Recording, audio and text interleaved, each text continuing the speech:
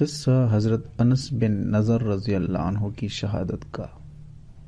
حضرت انس بن نضر رضی اللہ عنہ ایک صحابی تھے جو بدر کی لڑائی میں شریک نہیں ہو سکے تھے۔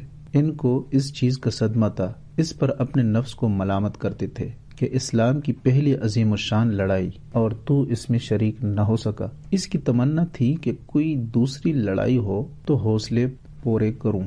اتفاق سے احد کی لڑائی پیش آ گئی جس میں یہ بڑی بہادری اور دلیری سے شریک ہوئے۔ احد کی لڑائی میں اول تو مسلمانوں کو فتح ہوئی، مگر آخر میں ایک غلطی کی وجہ سے مسلمانوں کو شکست ہوئی۔ وہ غلطی یہ تھی کہ حضور اکرم صلی اللہ علیہ وسلم نے کچھ آدمیوں کو ایک خاص جگہ مقرر فرمایا تھا کہ تم لوگ اتنے میں نہ کہوں اس جگہ سے نہ ہٹنا، کہ وہاں سے دشمن کے حملہ کرنے کا اندیشہ تھا۔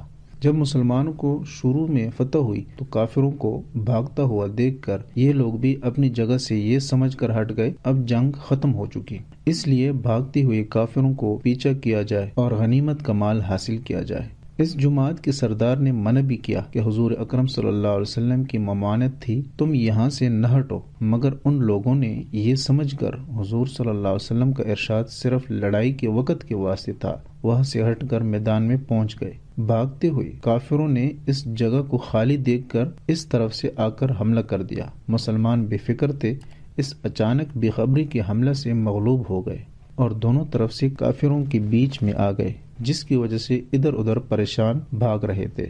حضرت انس رضی اللہ عنہ نے دیکھا کہ سامنے سے ایک دوسرے صحابی حضرت سعد بن معاذ رضی اللہ عنہ آ رہے ہیں۔ ان سے کہا کہ اے سعد کہاں جا رہے ہو؟ خدا کی قسم جنت کی خوشبو احد کے پہاڑ سے آ رہی ہے۔ یہ کہہ کر تلوار تو ہاتھ میں تھی ہی کافروں کے ہجوم میں گھس گئے اور اتنے شہید نہیں ہوئے، واپس نہیں ہوئے۔ شہادت کے بعد ان کے بدن کو دیکھا گیا تو چھلنی ہو گیا تھا۔ 80 سے زیادہ زخم تیر و تلوار کے بدن پر تھے۔ ان کی بہن نے انگلیوں کے پوروں سے ان کو پہچانا۔